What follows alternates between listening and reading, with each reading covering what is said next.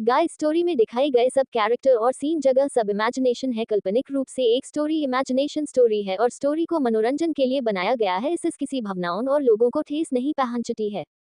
चलो शुरू करते स्टोरी। एक विशाल मंदिर जिसके अंदर महादेव की एक बड़ी सी मूर्ति थी। वही मूर्ति सामने मंदिर के बीच में हवन कुंड जल रहा था, जिसके सामने पंडित जी बैठे हुए थे और उन्हीं के सामने एक 16-17 साल का एक लड़का बैठा हुआ था जो बिना भाव के सामने देख रहा था। और उसी के बगल में एक 6-7 साल की एक लड़की बैठी हुई थी जो अपनी मासूम आंखों से चारों तरफ देख रही है। दोनों को देखने से लग रहा था कि दोनों की शादी करवाई जा रही है। आसपास में कुछ लोग खड़े हुए थे जो सब शांत भाव से उन दोनों को देख रहे थे। वहीं उन सब से थोड़ी दूर में कुछ लोग एक आदमी और औरत को पकड़े हुए थे। वो दोनों आदमी औरत उन आदमियों से खुद को छुड़ाने की मिन्नतें कर रहे थे, पर उन आदमियों पर इसका कोई असर नहीं हो रहा था। वो दोनों आदमी औरत बेचारगी से हवन कुंड के सामने बैठी लड़की की तरफ देखकर बार बार वहां पर खड़े लोगों से बार बार कहते थे, यह अन्याय है, आप सब सही नहीं कर रहे हैं, प्लीज ऐसा मत करिए, हमारी बेटी की जिंदगी बर्बाद हो जाएगी, हम आपके आगे हाथ जोड़ते हैं। पर वहां खड़े लोगों पर उन दोनों आदमी औरत की बातों का कोई असर नहीं पड़ रहा था। वो शांति से बस सामने की तरफ देख कर जा रहे थे जहां पंडित जी दोनों की शादी करा रहे थे। पंडित जी धीरे धीरे मंत्र पढ़ रहे थे। वही वो लड़का हवन कुंड के सामने बड़ा था। वो अपनी कठोर नजरों से बस हवन कुंड में जल रही आग को देख रहा था। उसे देखकर ऐसा लग रहा था कि हवन कुंड में जल रही आग से कहीं ज्यादा आग उसकी आंखों में दिख रही थी। वहीं उस लड़के के साइड में बैठी लड़की चुपचाप अपनी गुड़िया को हाथ में लिए हुए कभी अपने माँ बाप को देखती, जिनको कुछ लोगों ने पकड़ रखा था और उनकी आंखों में आंसू थे। वो उठकर अपने माँ बाप के पास जाना चाहती थी, पर उसकी साइड बैठे लड़के ने उसका हाथ इतनी मजबूती से पकड़ रखा था जो वो बिल्कुल भी नहीं छुड़ा सकती थी। और उसे उस लड़के की आंखों को देखकर डर भी लग रहा था, जिस कारण वो लड़की बिल्कुल भी नहीं हिल रही थी और अपनी मासूम आंसू भरी आंखों से अपने माँ बाप को देख रही थी। पंडित जी कहते हैं, आप दोनों फेरों के लिए खड़े हो जाएं। पंडित जी के कहने पर वो लड़का अपने सामने खड़े एक आदमी को देखता है जो बड़ी गुरूर के साथ उसके सामने खड़ा था। उस आदमी को देखकर उस लड़के की आंखें सद हो जाती हैं और उसके हाथ की पकड़ उसे लड़की के हाथ पर कस जाती है, जिससे उस लड़की की दर्द से आह निकल जाती है। और वो लड़के की तरफ देखकर अपनी मासूम आवाज में कहती है, दर्द हो रहा है, छोड़ो हमारा हाथ। उस लड़की के बोलने पर वो लड़का उस लड़की को देखता है जो मासूमियत से उसकी ही तरफ देखी जा रही थी। उसकी मासूम आंखें देखकर लड़के की पकड़ अपने आप ढीली हो जाती है। तभी पंडित जी एक बार उनको खड़े होने के लिए कहते हैं, जिसे सुन वो लड़का अपनी नजरें उस लड़की से हटाकर खड़ा हो जाता है। वहीं उसे लड़की को एक औरत आकर खड़ी करती है। दोनों फेरे लेने लगते हैं। फेरे लेने के बाद पंडित जी लड़के को मांग भरने के लिए कहते हैं। वो लड़का गुस्से में अपने चारों तरफ देखता है और फिर गुस्से में उस लड़की की मांग भर देता है और फिर गुस्से में उसे मंगलसूत्र पहना देता है। इसी के साथ पास में पकड़े हुए औरत आदमी धड़ाम से नीचे बैठ जाते हैं और उनकी आंखों से आंसू बहने लगते हैं। वो आदमी खुद से कहने लगता है, कैसे माँ बाप हैं जो अपनी बेटी की जिंदगी नहीं बेचा पाए, बोलकर दोनों रोने लगते हैं। वही वो लड़का उन सबको देखता है और फिर अपने सामने खड़ी व्यक्ति को देखकर उस लड़की का हाथ पकड़कर उसे खींचते हुए उसके माँ बाप के पास ले जाता है और उस लड़की को झटक से छोड़ देता है, जिससे वो लड़की गिरने ही वाली होती है। उससे पहले उसके माँ बाप उसे संभाल लेते हैं। उसके बाद वो लड़का घूमकर वापस उन सब लोगों की तरह देखता है और अपनी कठोर आवाज में गुस्से में कहता है, आप सब ने कहा वह हमने किया, आज के बाद इस लड़की से हमारा कोई लेना देना नहीं है, आज के बाद ये मरे या जी हमें कोई मतलब नहीं, बोलकर गुस्से में वहां से बाहर निकलने लगता है। तभी पंडित जी उसे जाते हुए देखकर कहते हैं, ये बंधन तो उसे महादेव के मंदिर में बंधा हुआ है, इस बंधन को तो कोई नहीं तोड़ सकता है, तुम भी नहीं, और जिससे तुम इतना दूर भाग रहे हो उससे तुम चाह कर भी अपने आप से अलग नहीं कर सकते। ये जो भी हुआ है महादेव की कृपा से हुआ है, नहीं तो तुम्हारी कुंडली उस लड़की की कुंडली से कभी नहीं मिलती। बोल उस लड़के की तरफ देखने लगते हैं। उनकी बात सुनकर लड़के के पैर रुक जाते हैं, पर फिर वो बिना पीछे मुड़े मंदिर से बाहर निकल जाता है। वही बाकी सब पंडित जी की बातों को सुनते रहते हैं और बस उस लड़के के जाते हुए देखते रहते हैं। तभी एक आदमी पंडित जी के पास आता है और उनको देखकर बड़े आदर के साथ कहता है, अब तो हमारे बेटे की जिंदगी को कोई खतरा तो नहीं है ना। तो पंडित जी उसकी तरफ देखकर कहते हैं, जब खुद महाकाल ने उसका काल को काटने के लिए उसकी अर्धांगिनी को भेज दिया है तो उसको क्या हो सकता है, बोलकर उस बच्ची की तरफ देखते जो अपनी माँ के सीने से लगी हुई थी। उसे देखकर पंडित जी उसके पास जाते हैं और उसके सिर पर हाथ रखकर कहते, तुम दोनों को ही एक दूसरे की ढाल बनना है, महादेव तुम दोनों की रक्षा करें, बोलकर वहां से चले जाते हैं। वहीं वो लड़की चुपके से अपने माँ के सीने से अपना चेहरा निकालकर उन्हें जाते हुए देखने लगती है। 12 साल बाद चमकती धूप की किरणों से पूरी हवेली को रोशन हो रही थी और उस हवेली के गलियारे में एक लड़की भागती हुई अपने आसपास से काम कर रहे लोगों से पूछ रही थी, अरे लाखन भाई, आपने कहीं हमारी बावली बाईसा को देखा है क्या? सुबह से दिख नहीं रही है, हमने चारों तरफ देख लिया है। उस लड़की की आवाज सुनकर पास में काम कर रहा नौकर लाखन कहता है, अरे राधा, हमने तो दीदी को सुबह से ही नहीं देखा है, पता नहीं कहाँ घूमती रहती है, उनका कभी एक जगह पैर टिकता है क्या? तितली की तरह उड़ती रहती है, बोलकर वो हंसने लगता है। तभी राधा खुद से कहती है ये खुद तो मरती है और हमें भी मरवाती है, पता नहीं सुबह सुबह कहाँ चली गई। अब बड़ी मालकिन हमसे पूछेंगी तो हम क्या कहेंगे, और बड़ी मालकिन को भी सुबह सुबह इन्हीं की हाथ की चाय पीनी होती है। और ये हमारी बावली बाइसा है जो पता नहीं सुबह सुबह कहाँ गायब हो जाती है और हमें इन्हें रोज खोजना पड़ता है, बोलकर वो हवेली के पीछे की तरह जाने लगती है। वहीं दूसरी तरफ एक बड़े गोलनुमा कार चबूतरे पर एक लड़की खड़ी होकर पंछियों को दाना डाल रही थी। उस लड़की ने सतरंगी लहंगा चुन्नी पहने हुए थे। उसे देखने से ऐसा लग रहा था कि वो पूरी गुजराती लड़की की तरह के कपड़े पहने हुए थे। उस लड़की के कमर से नीचे तक घुंघराले बाल थे जो उसकी पूरी पीठ पर बिखरे हुए थे, जिससे उसकी पूरी पीठ छुप रही थी। उसके बाद हवा से थोड़े थोड़े उड़ रहे थे। उस लड़की ने हाथों में घुंघरू वाली चूड़ियां पहनी हुई थी जो उसके हाथ दिलाने के साथ बज रही थी। गले में उसने एक सोने की चेन में महादेव का एक छोटा लॉकेट पहना हुआ था और कमर पर उसने छोटे छोटे मोतियों और छोटे छोटे घुंघरू का कमरबंद पहना हुआ था और पैरों में घुंघरू वाली पायल पहनी हुई थी। वो अपने हाथ को चारों तरफ घुमाकर पंछियों को दाना डाल रही थी। तभी पीछे से एक लड़की आती हुए कहती है, अरे महारी बावली बाईसा, हमने आपको पूरी जगह ढूंढ लिया और आप यहाँ पर हैं, आप ना किसी दिन हमारी जान लेकर रहेंगी। राधा के बोलने पर वो लड़की पीछे घूमती है जो दिखने में एकदम स्वर्ग से उतरी अप्सरा जैसी लग रही थी। दूध सा गोरा रंग, कोमल त्वचा जो कोई छू ले तो लाल हो जाए, आंखों में दुनिया भर की मासूमियत, गुलाब की पंखुड़ियों की तरह होंठ कुल मिलाकर अगर उसे कोई देखे तो एक नज़र में दीवाना हो जाए, इतनी मासूम और सुंदर थी, साथ ही साथ बहुत चंचल जो उसकी हल्की गे आइज से साफ पता लगता था।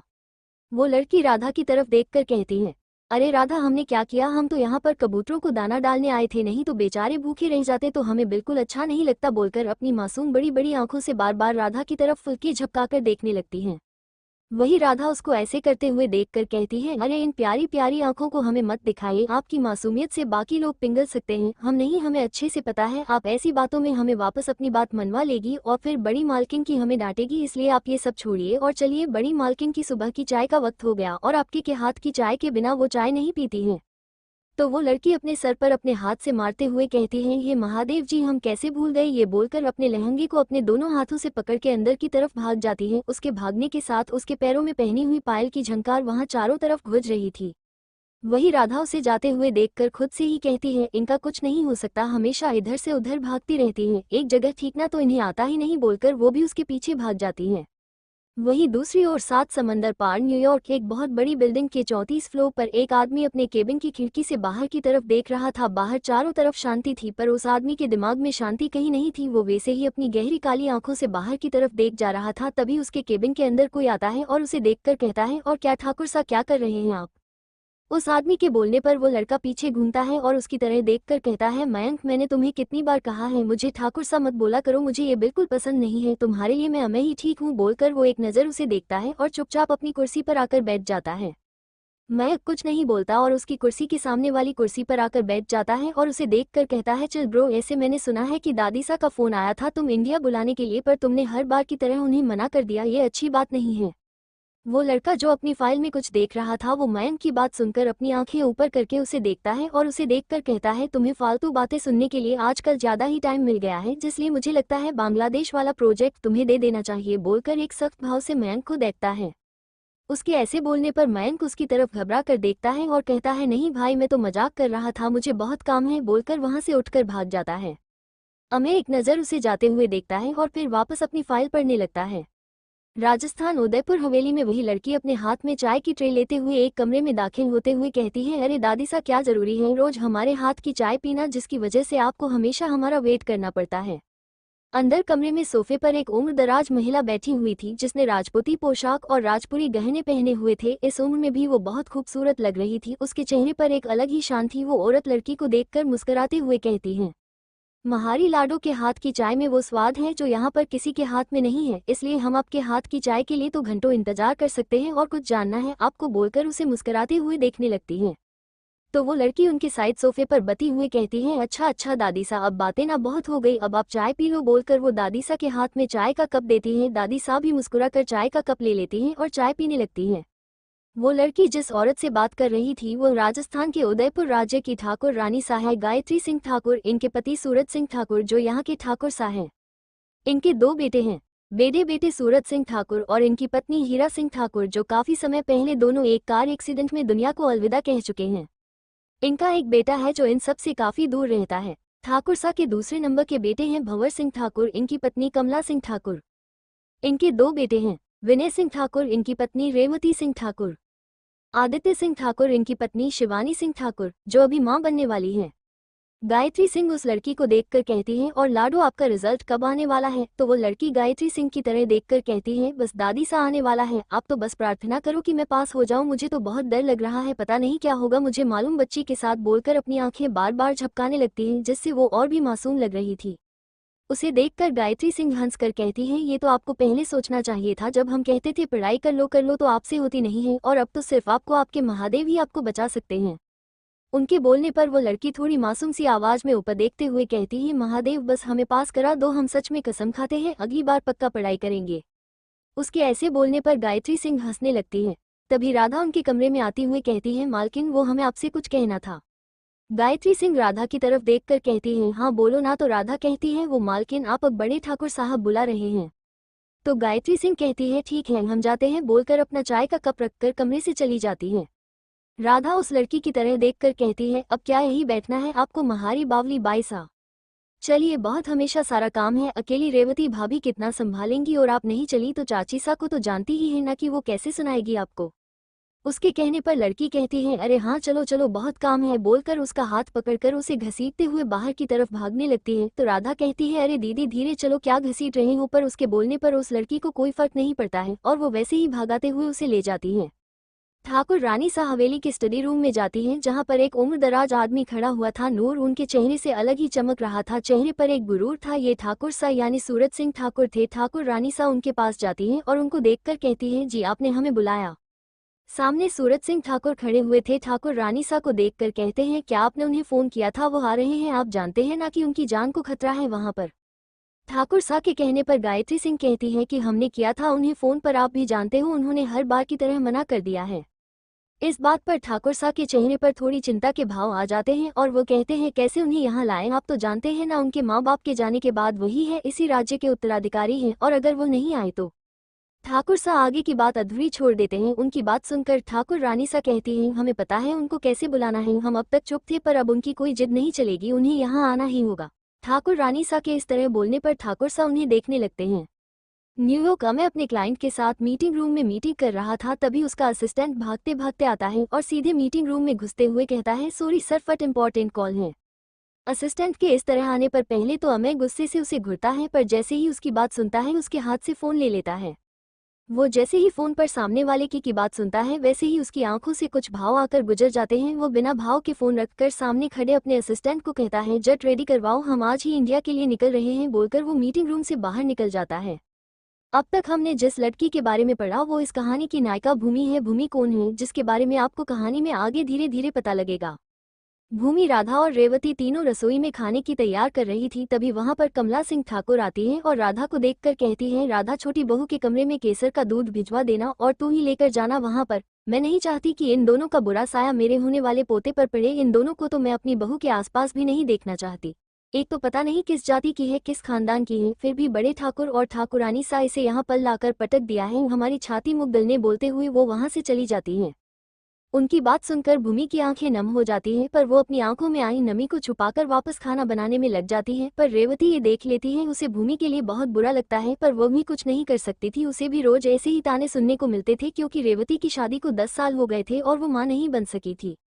राधा दोनों का मूड ठीक करने के लिए कहती है, छोटी मालकिन तो ऐसे ही है, उनका तो काम ही है दूसरों लोगों को सुनाना, आप दोनों उनकी बातों पर ध्यान मत दो, मैं भाभी को दूध देख कर आती हूँ, बोलकर एक गिलास में दूध डालकर उनके कमरे की तरफ चली जाती है। और रेवती और भूमि भी खाना बनाने की तैयारी करने लगती है।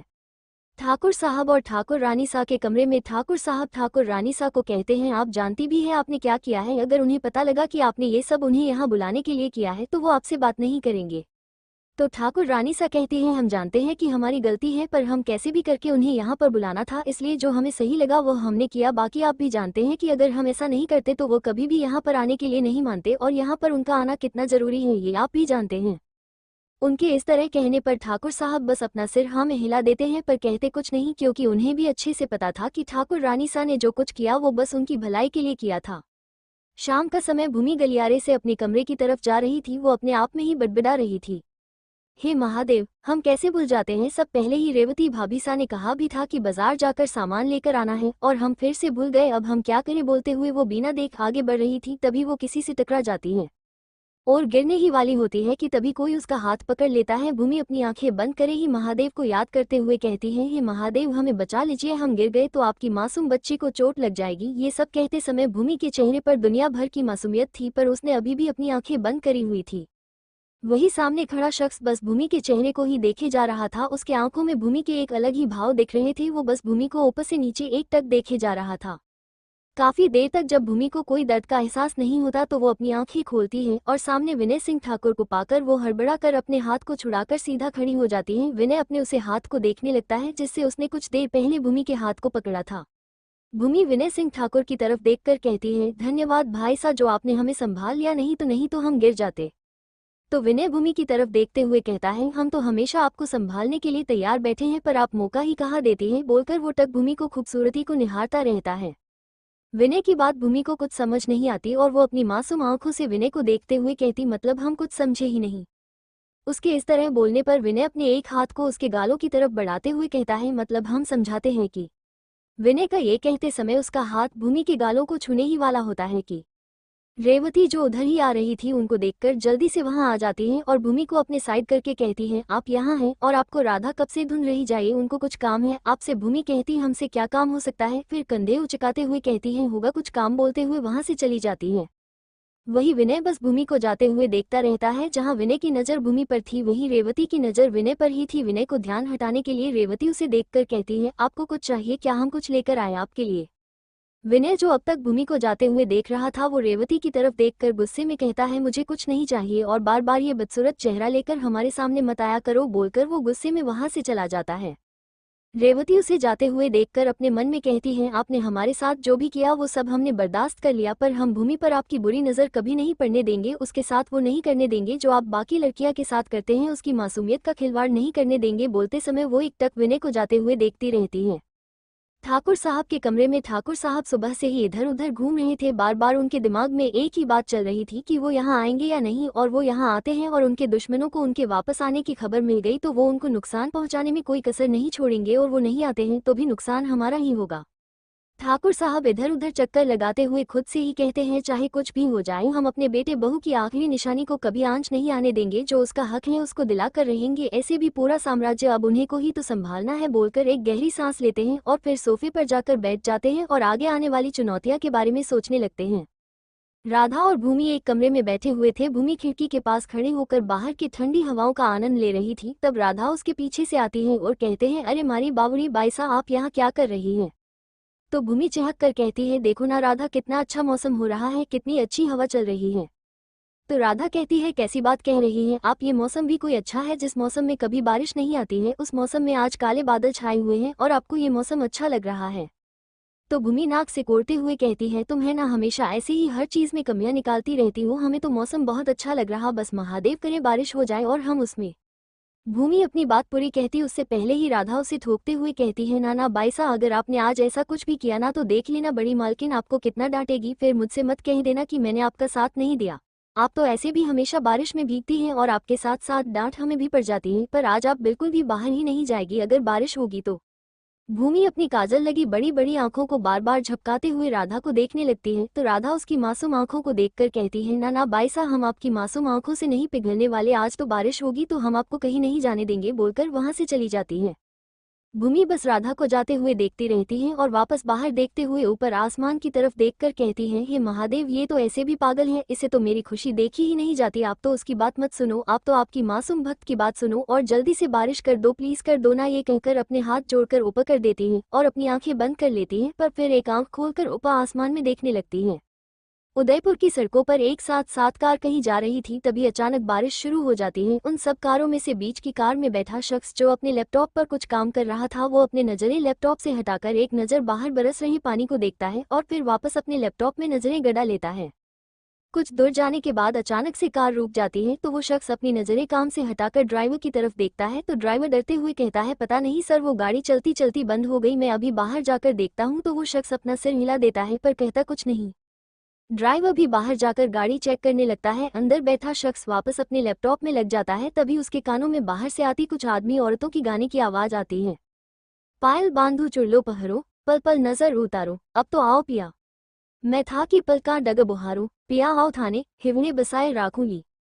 पिया आओ थाने, ओ महारे नैना माही, थाने में रमाए राखूंगी। पिया आओ थाने, हिवड़े बसाए राखूंगी, पिया आओ थाने। जिसे सुनकर उस शख्स के हाथ काम करते रुक जाते हैं और वो एक बार खिड़की से बाहर देखता है और फिर गाड़ी का गेट खोलकर गाड़ी से बाहर निकल जाता है। उस शख्स के बाहर निकलते ही आगे वाली गाड़ी में बैठा बॉडीगार्ड जल्दी से आकर उसके सर पर छतरी लेकर खड़ा हो जाता है। वो शख्स एक बार उस बॉडीगार्ड को देखता है और अपने हाथ से वही रुकने का इशारा करता है और खुद गाने की आवाज की तरह बढ़ जाता है। वही बाकी सब गार्ड हैरानी से उसको देखने लगते हैं। वही वो शख्स बारिश में भीगते हुए थोड़ी दूर एक मैदान नुमा जगह पर पहुंच जाता है। वो वहां पर देखता है कि कुछ आदमी औरतें जो शायद बंजारे थे वो एक छतरी नुमा जगह पर बैठकर कोई गाना गा रहे थे। वही कुछ आदमी औरत दूसरी छतरी के नीचे खड़े होकर एक लड़की को देख रहे थे जो सबसे बेखबर अपने सर को चुन्नी से छुपाए बारिश में भीगते हुए डांस कर रही थी। था बिन सुना महल माठिया, सुनी सी जेकई थे हो तो सब कुछ था बिन सुनी दुनिया महारी, कोरे काजलिया रिकोर में बनाए राखूंगी। ओ कोरे काजलिया रिकोर में बनाए राखूंगी, पिया आओ थाने। हिवड़े बसाया राखूंगी, पिया आओ थाने। जैसे जैसे वो बंजारे गाना गा रहे थे वो लड़की अपने हाथों को घुमाकर और खुद घूमकर नाच रही थी, जिससे उसके पैरों में पहनी पायल भी बज रही थी, जिसकी झंकार से पूरा माहौल और खूबसूरत लग रहा था। बारिश में भीगने से उसकी सुंदरता और निखर रही थी। ओढ़नी की वजह से उसका चेहरा तो नहीं दिख रहा था, पर उसके गुलाबी होंठ जो गाने के बोल दोहरा रहे थे वो बारिश की बूंदें पड़ने से और गुलाबी रंग रहे थे। उस शख्स की भी एक बार तो नजर उस लड़की पर ठहर जाती है। तभी वो अपने आसपास खड़े आदमियों को देखता है जो एकटक उस लड़की को ही देखे रहे। ये देखकर वो शख्स बिना कुछ सोचे उसे लड़की की तरफ बढ़ जाता है। लिख लिख थाको नाम पियाजी, बाचू घड़ी घड़ी में, देखूं कद सू पिया ओडिकूं। थाने खड़ी खड़ी में, महारी चुनरी में थाने में लुकाए राखूंगी। ओ महारी चुनरी में थाने में लुकाए राखूंगी, पिया आओ थाने।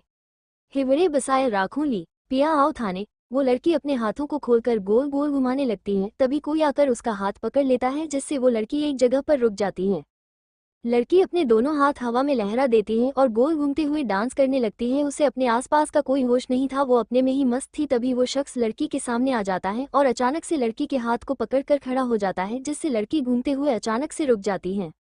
दोनों को ही एक दूसरे का चेहरा नहीं दिख रहा था, दोनों ही बारिश में भीग रहे थे। वो शख्स सबके सामने उस लड़की का हाथ पकड़ा हुआ था, जिससे लड़की के दिल की धड़कन है अपने आप बढ़ी हुई थी। वो लड़की ना तो उस शख्स से हाथ छुड़ाने के लिए कोई कोशिश कर रही थी, ना ऐसे कुछ बोल रही थी। वो बस खामोश खड़ी होकर अपने उस हाथ को देख रही थी जिसमें उस शख्स ने पकड़ा हुआ था। बारिशों के मौसमों की भीगी हरियाली तो सर्दियों में गालों पे जो आती है वो लाली तू। रातों का सुकून भी है, सुबह की अजान है, चाहतों की चादरों में मैंने है संभाली तू।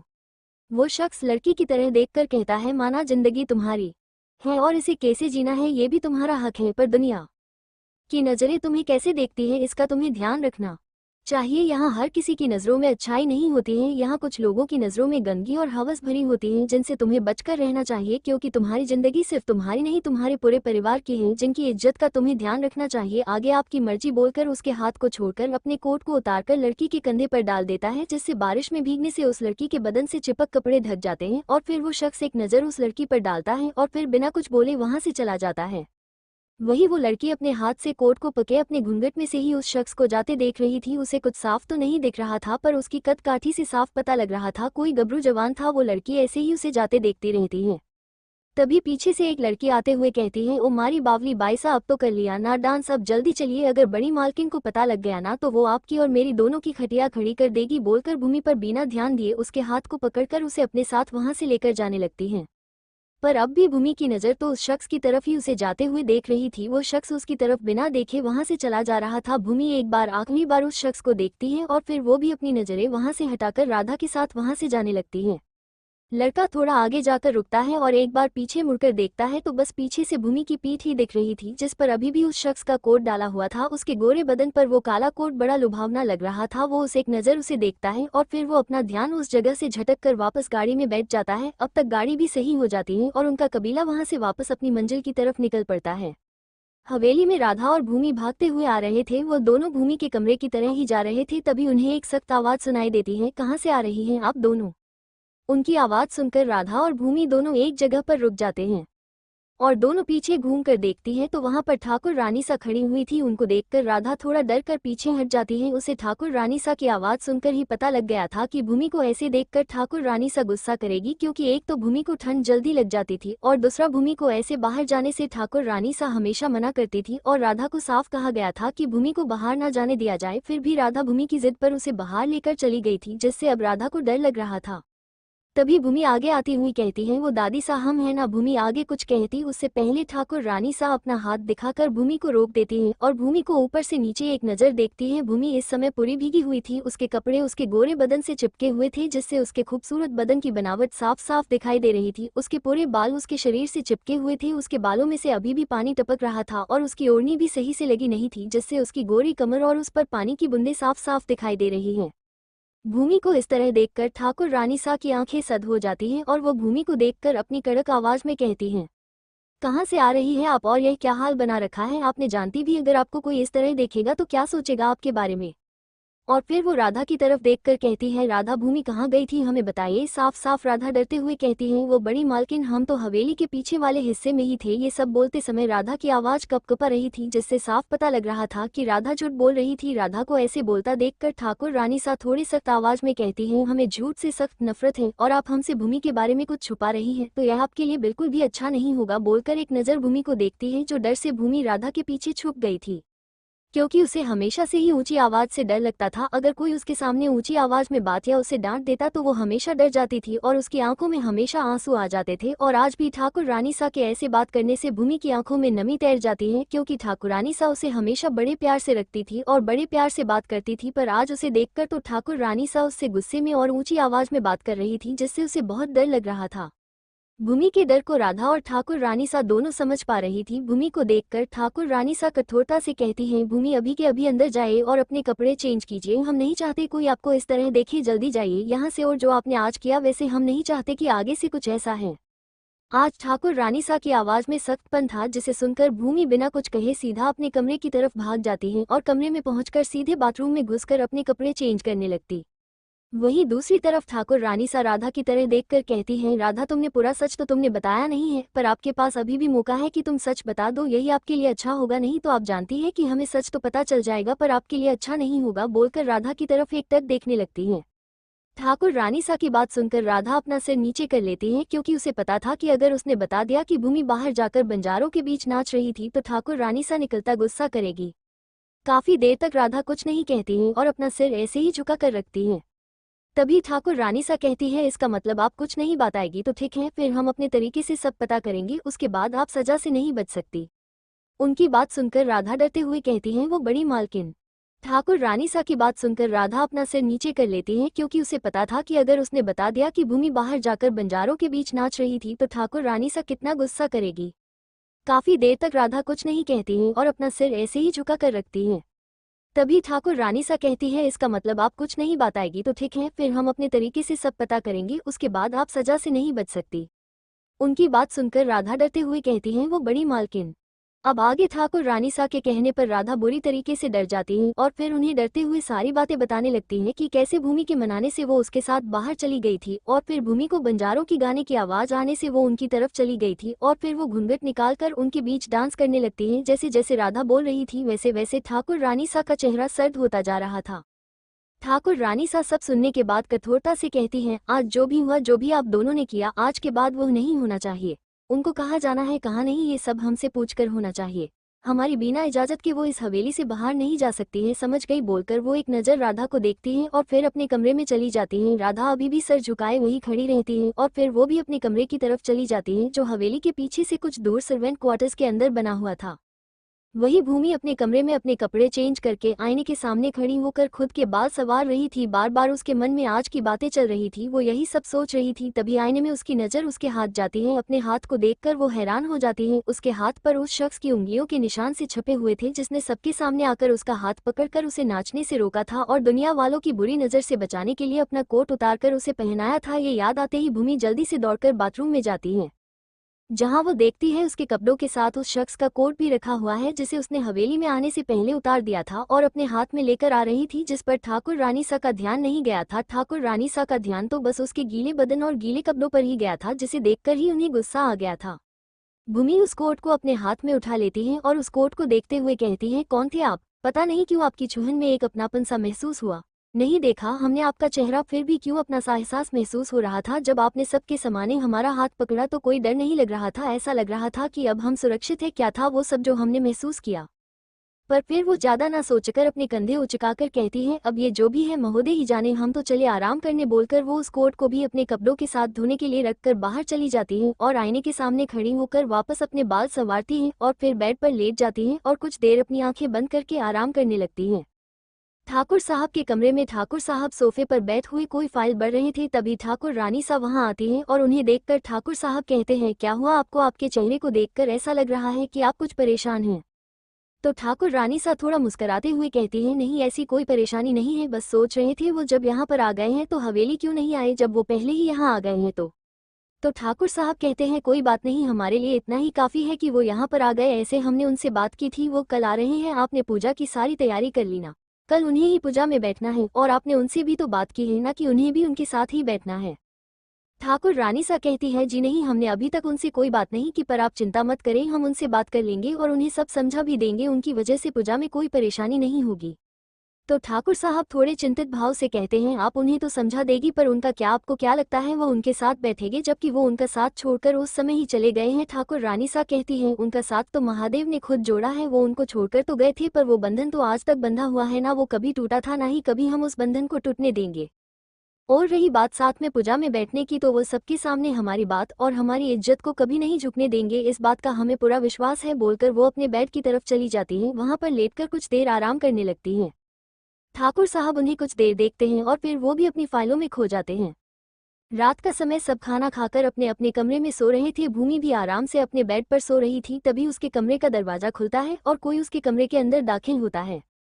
भूमि के कमरे में और कोई नहीं, ठाकुर रानी सा आए थी। ठाकुर रानी सा बेड के नजदीक जाती है और भूमि को देखती है, जो इन दुनिया जहान से बेखबर होकर आराम से खुद को सिमटे सो रही थी। उसका कंबल नीचे गिरा हुआ था और वो सोते हुए एक मासूम बच्चे की तरह लग रही थी। भूमि के मासूम चेहरे को देखकर ठाकुर रानी सा के चेहरे पर भी मुस्कान आ जाती है और वो नीचे गिरे कंबल को उठाकर भूमि उड़ा देती है और उसके सर पर हाथ फेरते हुए कहती है, आपको हम कुछ बताने वाला है जिससे आपकी पूरी जिंदगी बदल जाएगी। जानते हैं, हम आपको ऐसे बंद होकर रहना बिल्कुल भी पसंद नहीं है, पर आप हमारी जिम्मेदारी है, आपको हर बुरी नजरों से सुरक्षित रखना हमारी जिम्मेदारी है। जब तक आपकी जिम्मेदारी उनके हाथों में ना दे दें हम, अब आपको मजबूर बनना होगा। आगे आपके सामने कहीं चुनौती आएगी जिससे आपको लड़ना है, इसके लिए आपको मजबूत बनना होगा, जिससे आप आगे खुद को भी संभाल सके और उनको भी। बस हम महादेव से हमेशा आपकी और उनकी खुशियों की ही दुआ मांगते हैं। बोलकर एक बार प्यार से उसके सिर को सहलाती हैं और वहां से चली जाती हैं।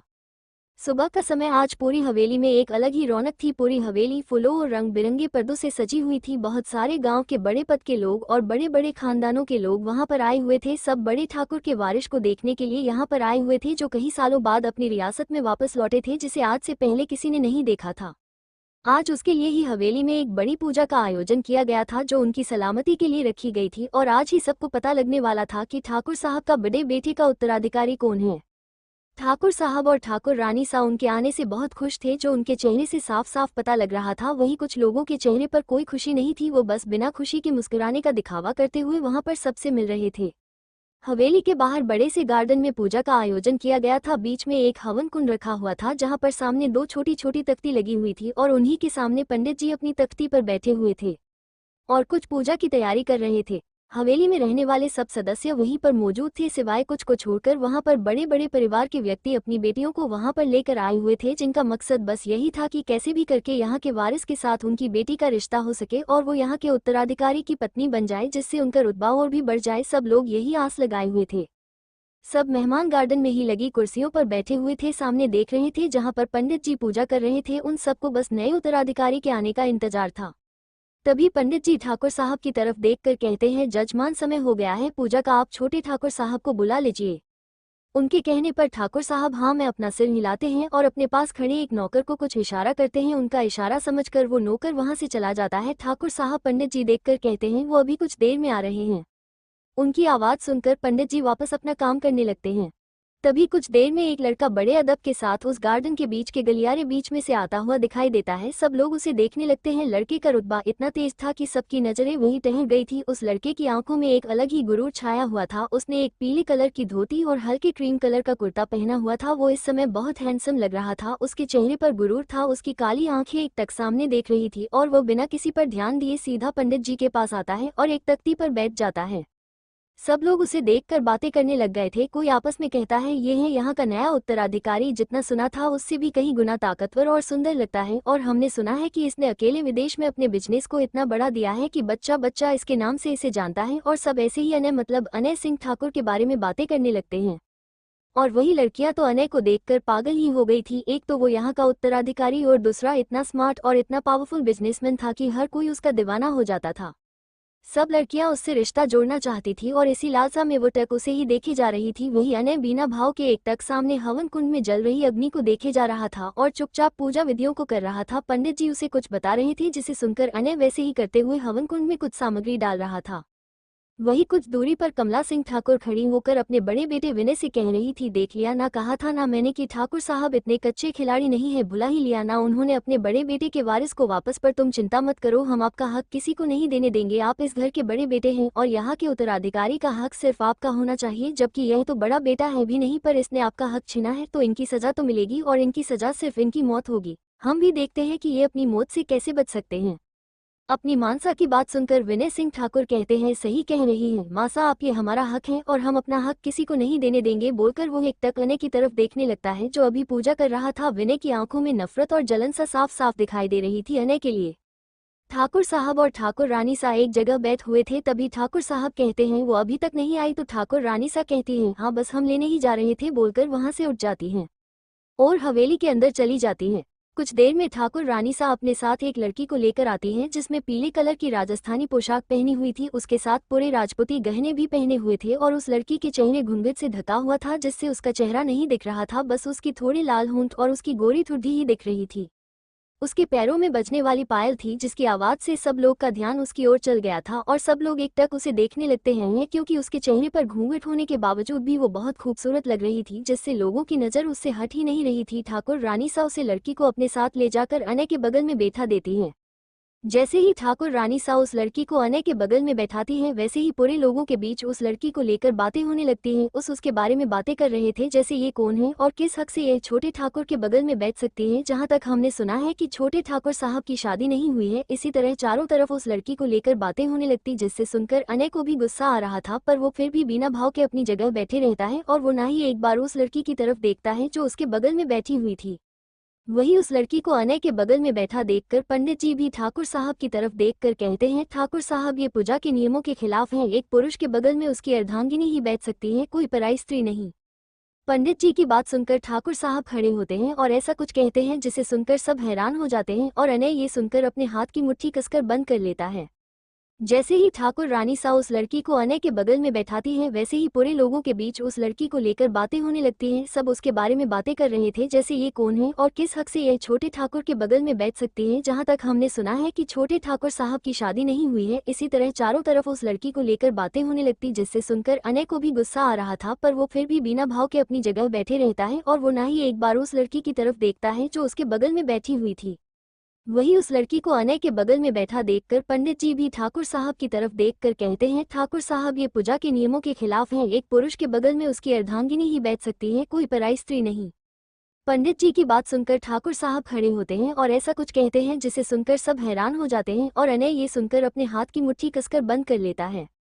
अब आगे पूरे माहौल में गुजर बसर होने लगती है और पंडित जी के कहने पर ठाकुर साहब खड़े होकर सख्त आवाज में कहते हैं, सब शांत हो जाए। जिनको जिस जगह पर बैठना चाहिए था वो एकदम सही जगह पर बैठी है। ये लड़की और कोई नहीं, हमारे ठाकुर परिवार का गौरव और शान है, हमारे ठाकुर परिवार की बहू है और अनय सिंह ठाकुर की पत्नी, तो इसलिए इनका इस जगह पर बैठने का इनका पूरा हक है। ये सुनकर तो सबको एक बड़ा झटका लगता है, चाहे वो परिवार के सदस्य हो या बाहर वाले। किसी को नहीं पता था कि अनय सिंह ठाकुर की शादी हो रखी हुई है। जब लोग हैरानी भरी नजरों से बस अनय और उस बगल में बैठी लड़की को देख रहे थे, पर अब किसी को कुछ बोलने की हिम्मत नहीं थी, तो सब खामोश हो जाते हैं और अपनी हैरानी और नफरत भरी नजरों से उस लड़की को देखने लगते हैं। उस लड़की को देख बिना ही कहीं लोगों की आंखों में वो लड़की चुप गई थी जहां वो अपनी बेटी को देखने का सपना देख रहे थे। आज वहां एक अजान लड़की उनके सारे सपने एक पल में ही सारे सपनों पर पानी फेर दिया था। सब नफरत भरी नजरों से उस लड़की को देख रहे थे जो चुपचाप अपनी नजर नीचे करके वहां पर बैठी हुई थी। उससे अभी तक अपनी नजरें ऊपर करके नहीं देखा था। तभी ठाकुर साहब एक बार फिर अपनी कठोर आवाज में कहते हैं, आप सब रुके क्यों हैं, पूजा को आगे बढ़ाइए। उनकी आवाज सुनकर पंडित जी भी पूजा को आगे बढ़ाते हुए मंत्र पढ़ने लगते हैं। वही अनय अभी भी गुस्से में सामने देखते हुए हवन कुंड में आहुति डाल रहा था। तभी पंडित जी उसे रोकते हुए कहते हैं, बेटा इसमें आपकी अर्धांगिनी का भी साथ होना बहुत जरूरी है, उसके बिना आप कोई सी भी पूजा पाठ संपन्न नहीं कर सकते हैं। क्योंकि अनय अकेले ही हवन कुंड में सामग्री डाल रहा था जिसमें उसकी पत्नी का भी हाथ लगना आवश्यक था, इसलिए पंडित जी ने उसे अपनी पत्नी के साथ सामग्री डालने के लिए कहा था। पंडित जी ऐसा बोलने पर अनय एक नज़र अपने साइड देखता है। अभी तक उसने उस लड़की की साइड नहीं देखा था। वो एक बार लड़की को देखता है जो चुपचाप उसके साइड बैठी हुई थी। एक बार के लिए तो अनय लड़की को देखता ही रह जाता है क्योंकि उस लड़की का चेहरा तो उसे पूरा नहीं दिख रहा पर उसके लाल होंठ और ठुड्डी अनय का ध्यान उसकी तरफ खींच रही थी। अनय बस एक टक उस लड़की को देखता रहता है। तभी उसके कानों में पंडित जी की आवाज़ कानों में पड़ती है जिससे उसका ध्यान लड़की से हटता है। पंडित जी कहते हैं, जजमान अब हवन कुंड में सामग्री अर्पित करें। उनकी बात सुनकर अनय वापस सामने की तरफ देखने लगता है। वही वो लड़की अभी भी अपने हाथ को नीचे रखे हुए थे, उसने अपने हाथ को अभी तक नहीं बढ़ाया था हुई थी। तभी ठाकुर रानी सा उस लड़की के हाथ को पकड़कर अनय के हाथ में दे देती है और अपनी कुर्सी की तरफ चली जाती है। वही दोनों के मिलने की वजह से दोनों के दिल में एक अलग सी हलचल होती रहती है, पर दोनों ही उस एहसास अनदेखा करके हवन कुंड में सामग्री डालने लगते हैं। अनय को इस समय भी गुस्सा आ रहा था कि वो कैसे उस लड़की को एक टक देख रहा था, जिसे सोचकर उसके हाथ की पकड़ लड़की के हाथ पर बढ़ती जा रही थी, जिससे उस लड़की को दर्द हो रहा था और वह दर्द की वजह से उसके मुंह से एक हल्की की आवाज निकल जाती है। पर अनय को अभी भी कोई फर्क नहीं पड़ रहा था। वो वैसे ही लड़की का हाथ पकड़े हुए हवन कुंड में सामग्री डाले हुए पूजा कर रहा था। करीब 2 घंटे के बाद पूजा संपन्न होती है। सब खड़े हो जाते हैं और सब आपस में बात करने लगते हैं। वहीं अनय खड़ा होकर बिना कुछ कहे वहां से सीधा हवेली के अंदर की तरफ चला जाता है। वहीं वो लड़की अपने घूंघट से ही अनय को अंदर जाते हुए देखती रहती है। तभी उसके पास ठाकुर रानी सा आती है और उससे कहती है, आप अभी अंदर जाइए, हम आपसे बाद में बात करते हैं। तो वो लड़की एक बार ठाकुर रानी सा की तरफ देखती है और फिर बिना कुछ बोले वहां से हवेली के अंदर की तरफ चली जाती है। लड़की अंदर जा रही थी, उसकी आंखों में कुछ नमी थी जो घूंघट की वजह से कोई नहीं देख पा रहा था। वो लड़की सबको नजरअंदाज करके चुपचाप अंदर चली जाती है। उसने किसी पर कोई ध्यान नहीं दिया था।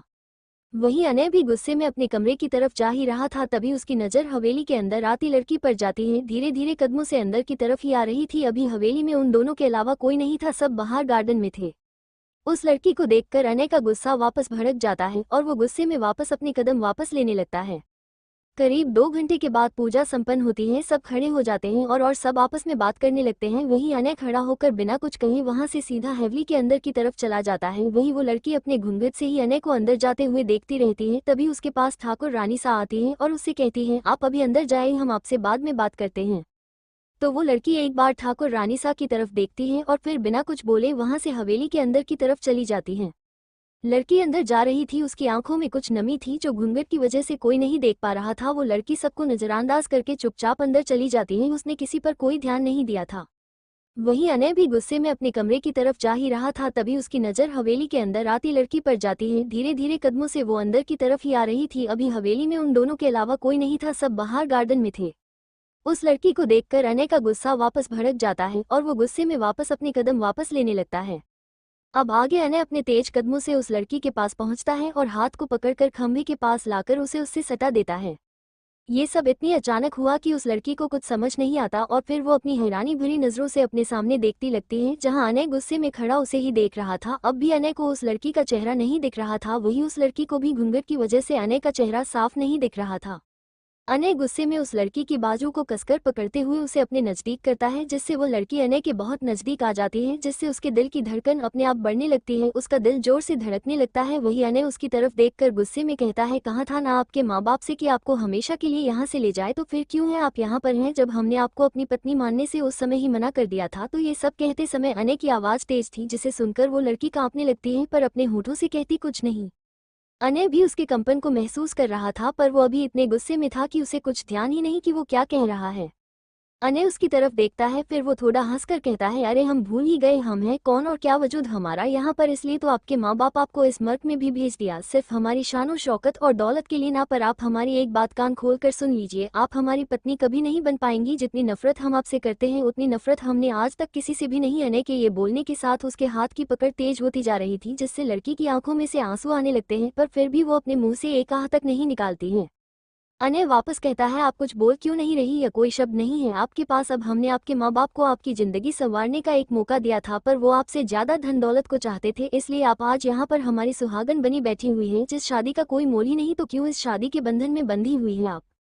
या कहा जाए तो सिर्फ आप इस दौलत के लिए आप अभी तक इस बंधन में बंधी हुई हैं ना। कैसे माँ बाप हैं आपके जो सिर्फ दौलत के खातिर अपनी बेटी की जिंदगी को नर्क बना दिया, जब उन्हें पता था कि हम आपको कभी नहीं अपनाएंगे तो भी। और ऐसे भी इसमें आपकी मर्जी भी तो होगी ना, आपको भी तो दौलत से प्यार है। पर आपको अब हम दोष देकर भी क्या कर सकते हैं, जब गलती हमारे परिवार वालों की है। जब हमने उन लोगों को उस समय मना कर दिया था, उन सब के फिर भी हमारे मना करने पर भी हमें उस बंधन में बांध दिया गया था जिसे हम कभी मान नहीं सकते थे। फिर भी हमने आपके माँ बाप को एक मौका दिया था आपकी जिंदगी संवारने का, फिर भी उन लोगों ने आपके बारे में ना सोचकर धन दौलत के बारे में सोचा होगा, तभी आज आप यहाँ पर हैं। पर आप हमारी एक बात कान खोल कर सुन लीजिए, ना आज ना कभी हम आपको अपनी पत्नी मानेंगे।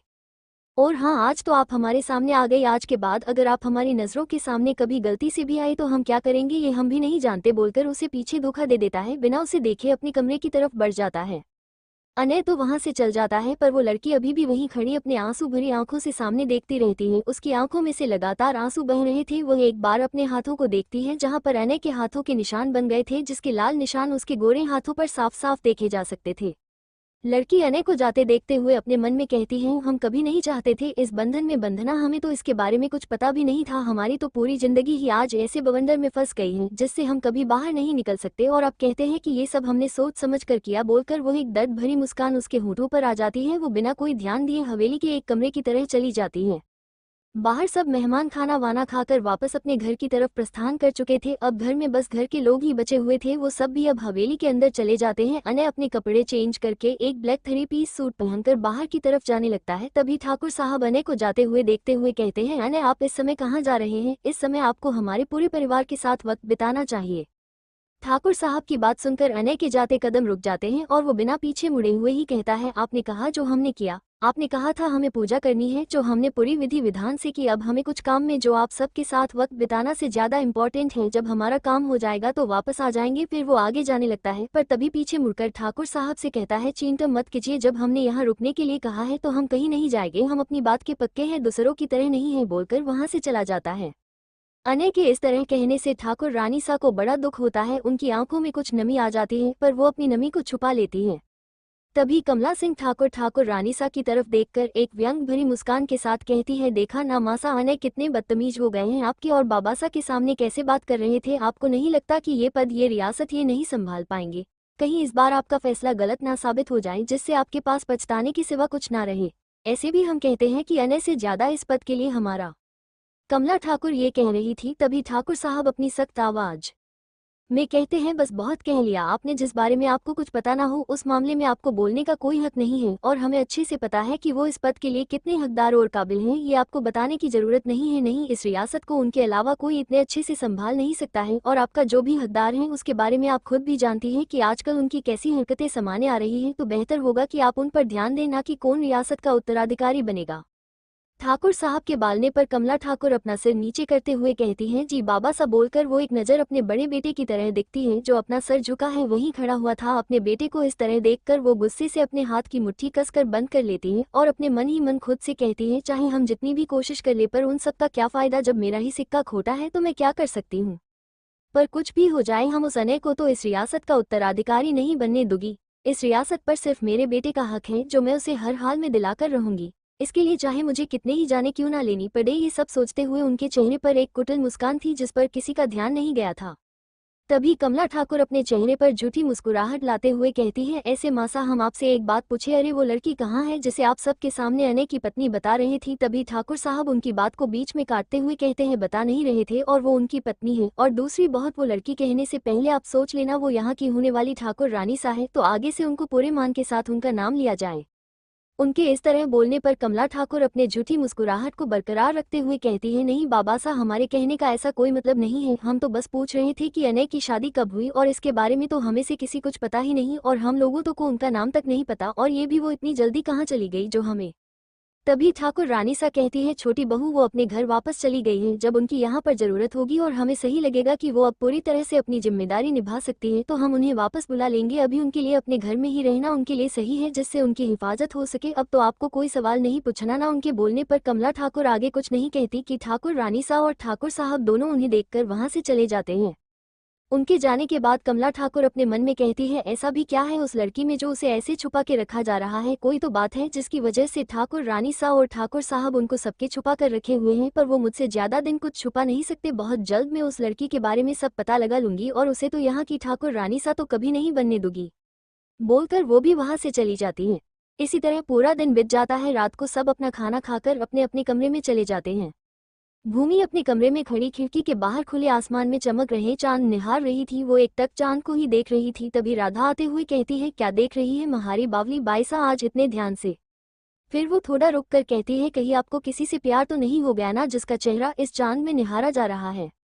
राधा के बोलने पर भूमि पीछे मुड़ते हुए कहती है, हमें कभी किस से प्यार नहीं होगा। तो राधा उसकी बात पर कहती है, कभी ना कभी किसी ना किसी से तो होगा ना आपको, जो आपको दुनिया भर की सारी खुशियां आपके कदमों में लाकर रख देगा, जो आपको अपनी रानी बनाकर रखेगा, जो आपका हर एक सपना पूरा करेगा, जो आपको एक बंधन में बांधकर हमेशा हमेशा के लिए अपनी दुनिया में लेकर चला जाएगा। राधा की बात सुनकर भूमि के चेहरे पर कुछ भाव आकर गुजर जाते हैं और वो राधा की तरफ देखते मजाकिया अंदाज में कहती है, ये तो हमारे महादेव ही जाने कि हमारी किस्मत में क्या लिखा हुआ है। ऐसा कोई राजकुमार आएगा या नहीं वो तो महोदय ही देख लेंगे, पर हमें अभी बहुत नींद आ रही है तो हम चले सोने, बोलकर अपने बेड की तरफ चली जाती है और अपने चेहरे को पूरा कंबल से ढककर सो जाती है। राधा भूमि इस तरह देखकर मुस्कुराते हुए कहती है, इनका कुछ नहीं हो सकता, महोदय ही जाने इनके बारे में, तो बोलकर वो भी वहां से चली जाती है। रात का समय, रात के करीब 2 बजे हवेली से बाहर एक महंगी काली कार आकर रुकती है। उसमें से अनय बाहर निकलता है। उसके एक हाथ में उसका कोट था और उसके शर्ट के 3 बटन खुले हुए थे, जिसमें से उसका थोड़ा सीना दिख रहा था, जिससे वो और भी कमाल लग रहा था। वो अपने लंबे कदमों से हवेली के अंदर जाने लगता है। वो जैसे ही हवेली के अंदर जाता है तभी उसे एक तरफ से कुछ आवाजें आने लगती हैं, जिसे सुनकर अनय अपने कोट को वही सोफे पर रखकर उस आवाज की दिशा की तरफ जाने लगता है। रात हो जाने की वजह से पूरी हवेली में अंधेरा हो रहा था, बस कुछ मध्यम लाइटें ही जल रही थी, जिसकी रोशनी में अन्य धीरे धीरे आगे की तरफ बढ़ने लगता है। कुछ दूरी पर जाकर अनय देखता है कि एक साया धीरे धीरे इधर उधर घूम रहा था। अंधेरा होने की वजह से कुछ साफ दिखाई नहीं दे रहा था, इसलिए अनय जल्दी से उस साये के पास पहुंचकर उसका हाथ पकड़ लेता है।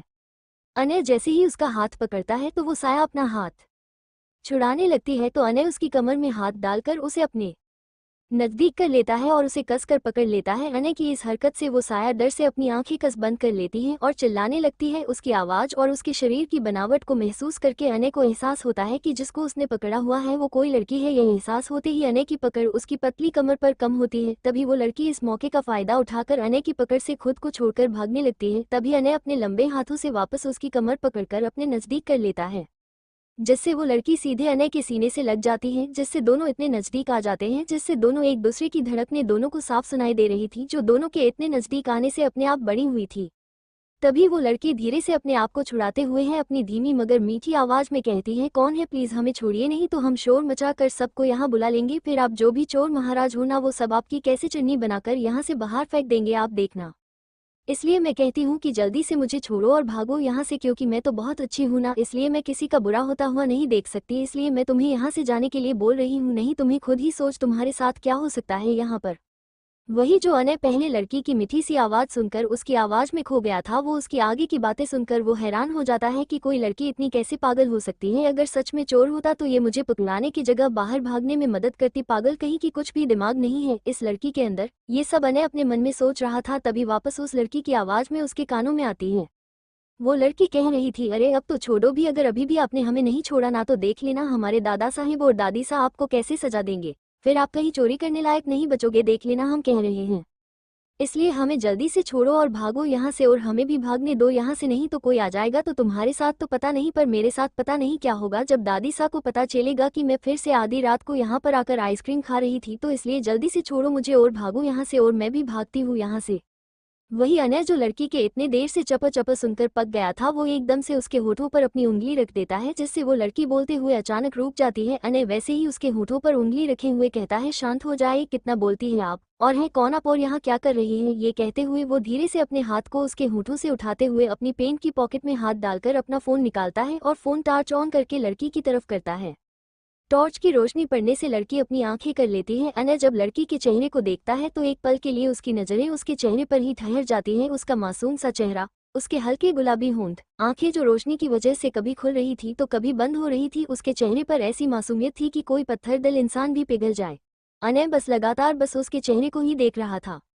तभी भूमि, जी हाँ ये लड़की और कोई नहीं भूमि ही है, अपने हाथ से अनय के हाथ को नीचे करती है, जिससे फोन की रोशनी उसकी आंखों में नहीं पड़ती है, पर वो रोशनी अब दोनों के चेहरे पर पड़ने लगती है। फोन की रोशनी नीचे होने की वजह से भूमि की आंखों में जोर नहीं पड़ता है, तो वो धीरे धीरे अपनी आंखें खोल देती है और अपने सामने खड़े अनय को देखने लगती है। अनय को देखकर तो भूमि की नजरें भी कुछ पल के लिए तो अनय के हैंडसम चेहरे पर ठहर जाती है, पर फिर वो अपनी आंखों को बड़ा बड़ा करके अनय को देखते हुए कहने लगती है, आजकल के चोर भी इतने सुंदर होने लगे हैं क्या, और साथ साथ इतने अच्छे कपड़े भी पहनते हैं। अब तो हम भी सोच रहे हैं कि हमें भी तुम्हारी तरह चोर बन जाए, क्योंकि सुंदर है तो हम पैदा होने के साथ ही हैं। पर फिर वो अपनी आंखों को टिमटिमाते हुए कहती है, पर हम चोर बनेंगे क्यों, हमारी सारी जरूरतें की चीजें और अच्छे अच्छे कपड़े तो हमारी दादी सा ला देती है। तो ये सब कहते समय उसने अपने सीधे हाथ की उंगली से अपने गालों को टैप टैप करते हुए सोचने लगती है, जैसे वो बहुत मुश्किल चीज के बारे सोच रही हो।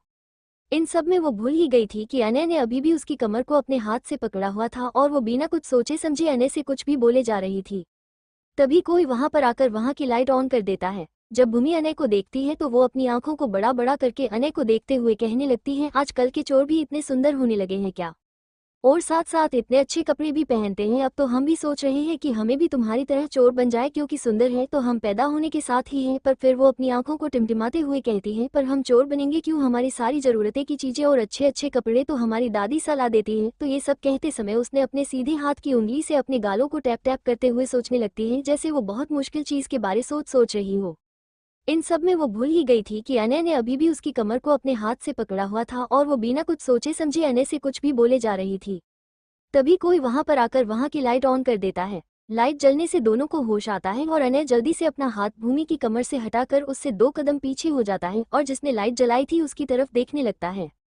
अब आगे जिसने लाइट जलाई थी और कोई नहीं, रेवती थी। रेवती को देखकर अनय थोड़ा असहज हो जाता है और कुछ हिचकाते हुए कुछ कहने वाला ही होता है कि तभी भूमि रेवती भाभी सा की तरफ देखते हुए अपनी मासूम आवाज में कहती है, अच्छा हुआ भाभी सा जो आप यहाँ आ गई, इस चोर को देखो जो यहाँ चोरी करने आया था, पर हमने पकड़ लिया। पर देखो ना भाभी सा, ये चोर कितना सुंदर है, और देखो ना इसने कपड़े भी कितने अच्छे पहने हुए हैं।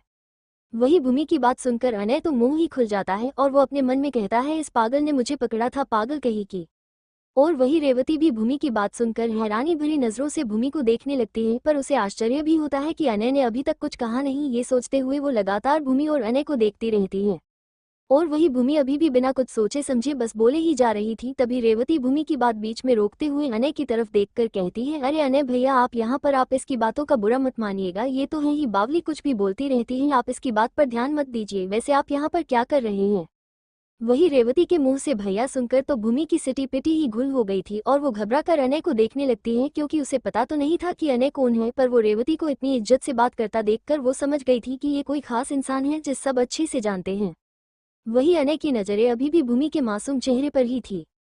वो उसकी बनते बिगड़ते चेहरे के हाव भाव को देख रहा था, जिसे देखकर उसके चेहरे पर छोटी सी मुस्कान आ जाती है, जिसे वो जल्दी से छुपाकर रेवती भाभी सा की तरफ देखकर बड़े आदर के साथ कहता है, वो भाभी सा, हम जब हवेली के अंदर आ रहे थे तो हमने कुछ खटपट की आवाज सुनी, जिससे सुनकर हम इस तरफ आ गए हैं, और हमने जब इन्हें आधी रात को यहाँ देखता तो हमें लगा कि कोई चोर होगा, इसलिए हमने इन्हें पकड़ लिया, और इन्हें भी शायद हमारे बारे में यही गलतफहमी हो गई हो, इसलिए इन्होंने भी हमें चोर समझ लिया, पर हमें इन्हें ऐसे नहीं पकड़ना चाहिए था, इसमें हमारी गलती है। ये बोलकर वो अपनी नजरें थोड़ी झुका लेता है। तभी रेवती कहती है, नहीं अनय भैया, आपको ऐसा कुछ भी सोचने की कोई जरूरत नहीं है, हम जानते हैं आप कभी भी कोई गलत काम नहीं करेंगे। पर वो भूमि की तरफ देखकर कहती है, वही अभी भी अपनी मासूम आंखों से एकटक उन दोनों को ही देखे जा रही थी। भूमि को देखकर रेवती कहती है, बताइए बाईसा, आप यहाँ क्या कर रही हैं इतनी रात को। रेवती के इस तरह कहने पर भूमि अपनी नजर चुराते हुए कहती है, वो हम है ना भाभी सा, आइसक्रीम खाने आए थे। आइसक्रीम का नाम लेते ही उसके चेहरे पर मुस्कान का जाती है, जो अनय और रेवती साफ देख सकते थे। भूमि के चेहरे पर मुस्कान देखकर रेवती मुस्कुराते हुए कहती है, आप कभी नहीं बदल सकती। जब पता है ज्यादा आइसक्रीम खाने से आप बीमार हो जाती हैं तो भी आपको आइसक्रीम खानी ही है। अब जाइए यहाँ से और सो जाइए, नहीं तो आप सुबह जल्दी कैसे उठेगी।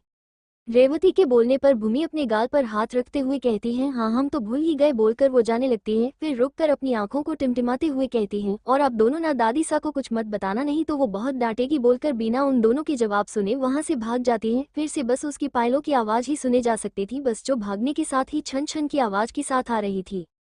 वही अनय बस उसे जाते हुए देखता रहता है। उसकी पायलों की आवाज उसके कानों में सुकून पहुंचा रही थी। उसकी नजरें अभी भी भूमि जिस तरफ गई थी उधर ही थी। भूमि को देखते हुए वो अपने मन में कहता है, कितनी मासूम और कितनी बावली है ये लड़की।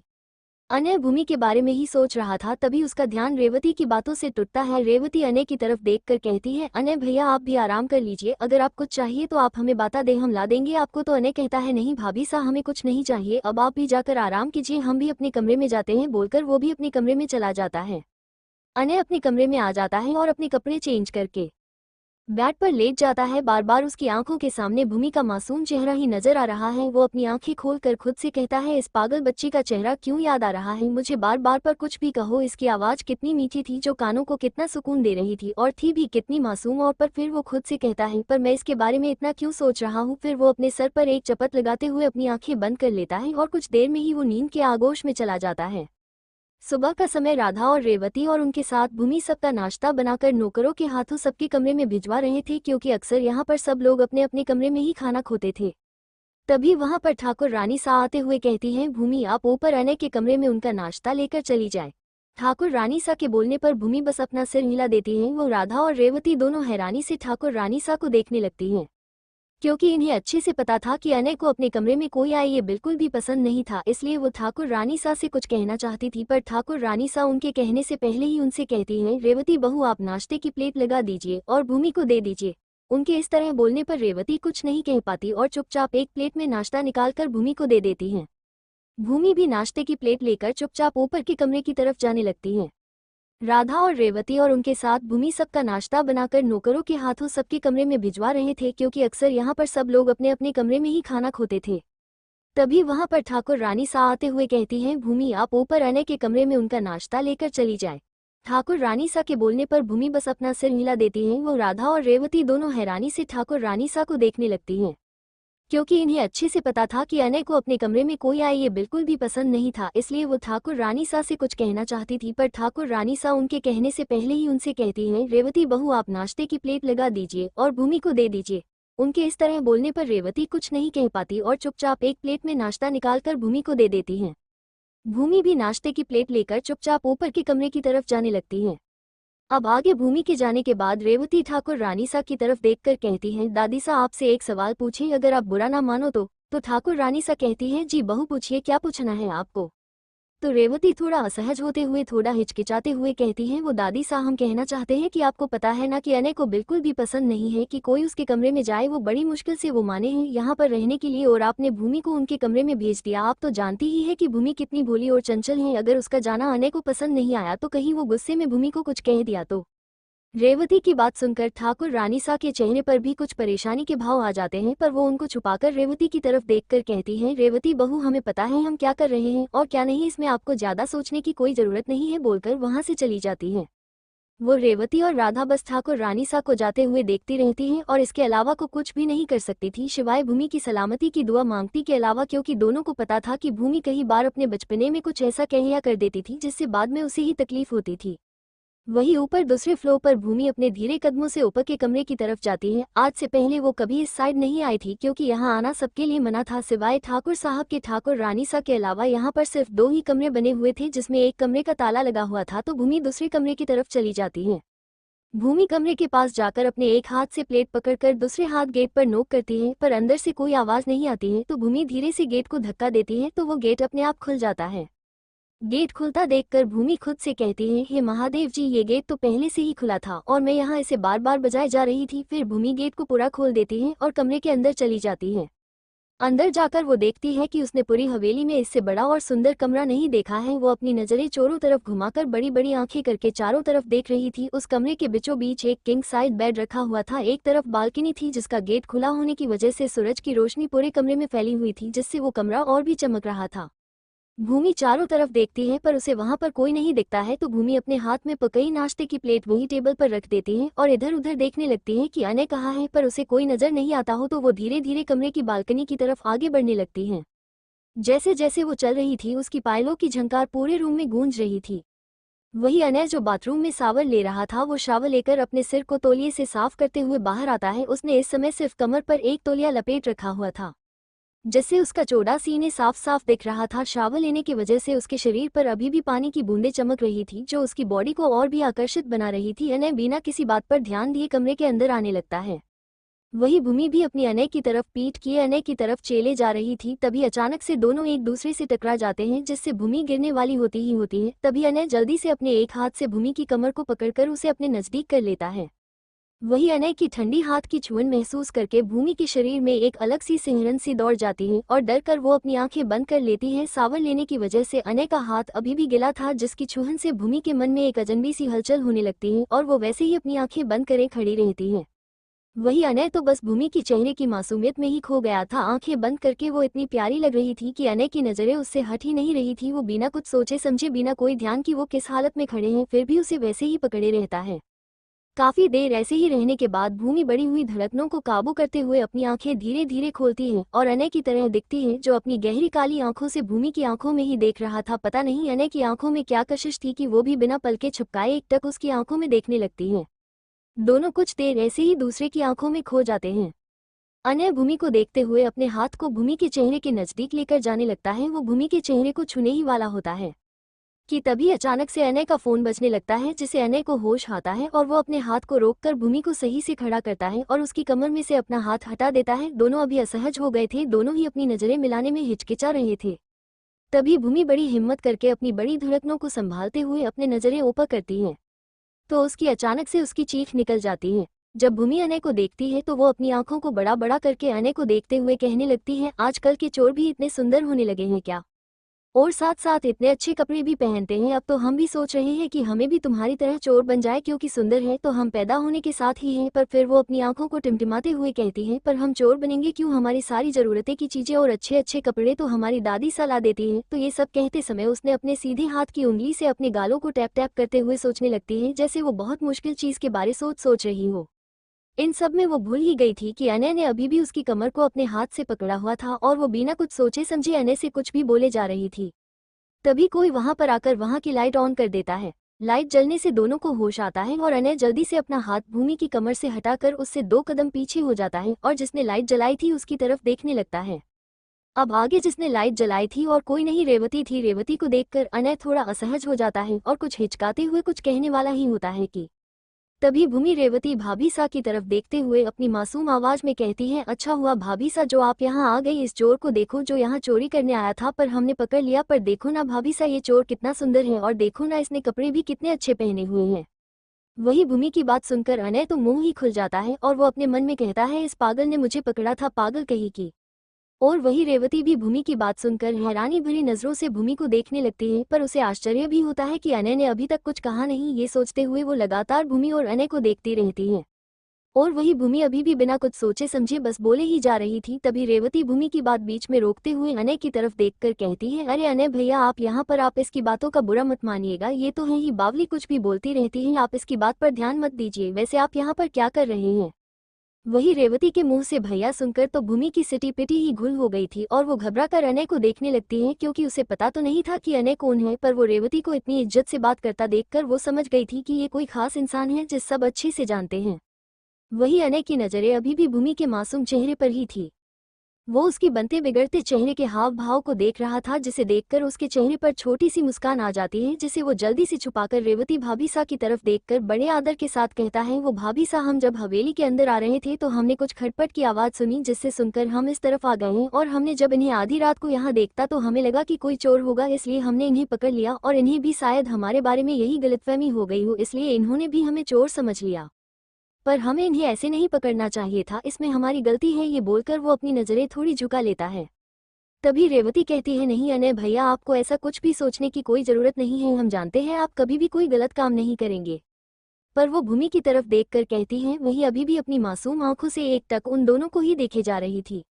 भूमि को देखकर रेवती कहती है, बताइए बाईसा आप यहाँ क्या कर रही हैं? इतनी रात को रेवती के इस तरह कहने पर भूमि अपनी नज़र चुराते हुए कहती है, वो हम हैं ना भाभी सा, आइसक्रीम खाने आए थे। आइसक्रीम का नाम लेते ही उसके चेहरे पर मुस्कान का जाती है जो अनय और रेवती साफ देख सकते थे। भूमि के चेहरे पर मुस्कान देखकर रेवती मुस्कुराते हुए कहती है, आप कभी नहीं बदल सकती। जब पता है ज्यादा आइसक्रीम खाने से आप बीमार हो जाती हैं तो भी आपको आइसक्रीम खानी ही है। अब जाइए यहाँ से और सो जाइए, नहीं तो आप सुबह जल्दी कैसे उठेगी? रेवती के बोलने पर भूमि अपने गाल पर हाथ रखते हुए कहती है, हाँ हम तो भूल ही गए, बोलकर वो जाने लगती है। फिर रुककर अपनी आंखों को टिमटिमाते हुए कहती है, और आप दोनों ना दादी सा को कुछ मत बताना, नहीं तो वो बहुत डांटेगी। बोलकर बिना उन दोनों के जवाब सुने वहां से भाग जाती है। फिर से बस उसकी पायलों की आवाज ही सुने जा सकती थी, बस जो भागने के साथ ही छन छन की आवाज के साथ आ रही थी। वही अनय बस उसे जाते हुए देखता रहता है। उसकी पायलों की आवाज उसके कानों में सुकून पहुंचा रही थी। उसकी नजरें अभी भी भूमि जिस तरफ गई थी उधर ही थी। भूमि को देखते हुए वो अपने मन में कहता है, कितनी मासूम और कितनी बावली है ये लड़की। अनय भूमि के बारे में ही सोच रहा था, तभी उसका ध्यान रेवती की बातों से टूटता है। रेवती अनय की तरफ देखकर कहती है, अनय भैया आप भी आराम कर लीजिए, अगर आप कुछ चाहिए तो आप हमें बता दें, हम ला देंगे आपको। तो अनय कहता है, नहीं भाभी सा हमें कुछ नहीं चाहिए, अब आप भी जाकर आराम कीजिए, हम भी अपने कमरे में जाते हैं। बोलकर वो भी अपने कमरे में चला जाता है। अनय अपने कमरे में आ जाता है और अपने कपड़े चेंज करके बेड पर लेट जाता है। बार बार उसकी आंखों के सामने भूमि का मासूम चेहरा ही नजर आ रहा है। वो अपनी आंखें खोलकर खुद से कहता है, इस पागल बच्ची का चेहरा क्यों याद आ रहा है मुझे बार बार, पर कुछ भी कहो। इसकी आवाज कितनी मीठी थी जो कानों को कितना सुकून दे रही थी, और थी भी कितनी मासूम। और पर फिर वो खुद से कहता है, पर मैं इसके बारे में इतना क्यों सोच रहा हूँ। फिर वो अपने सर पर एक चपत लगाते हुए अपनी आंखें बंद कर लेता है और कुछ देर में ही वो नींद के आगोश में चला जाता है। सुबह का समय राधा और रेवती और उनके साथ भूमि सबका नाश्ता बनाकर नौकरों के हाथों सबके कमरे में भिजवा रहे थे, क्योंकि अक्सर यहाँ पर सब लोग अपने अपने कमरे में ही खाना खोते थे। तभी वहां पर ठाकुर रानी सा आते हुए कहती हैं, भूमि आप ऊपर अनय के कमरे में उनका नाश्ता लेकर चली जाए। ठाकुर रानी सा के बोलने पर भूमि बस अपना सिर हिला देती है। वो राधा और रेवती दोनों हैरानी से ठाकुर रानी सा को देखने लगती हैं, क्योंकि इन्हें अच्छे से पता था कि अनय को अपने कमरे में कोई आए ये बिल्कुल भी पसंद नहीं था। इसलिए वो ठाकुर रानी सा से कुछ कहना चाहती थी, पर ठाकुर रानी सा उनके कहने से पहले ही उनसे कहती हैं, रेवती बहू आप नाश्ते की प्लेट लगा दीजिए और भूमि को दे दीजिए। उनके इस तरह बोलने पर रेवती कुछ नहीं कह पाती और चुपचाप एक प्लेट में नाश्ता निकालकर भूमि को दे देती हैं। भूमि भी नाश्ते की प्लेट लेकर चुपचाप ऊपर के कमरे की तरफ जाने लगती हैं। गाइज अगर आपको स्टोरी अच्छी लगी है तो 300 लाइक कंप्लीट करवा दीजिए नेक्स्ट एपिसोड के लिए, और चैनल को सब्सक्राइब, लाइक और कमेंट करके जरूर बताएं कि नेक्स्ट एपिसोड के लिए कितने excited. Thank you for listening headphone दिल।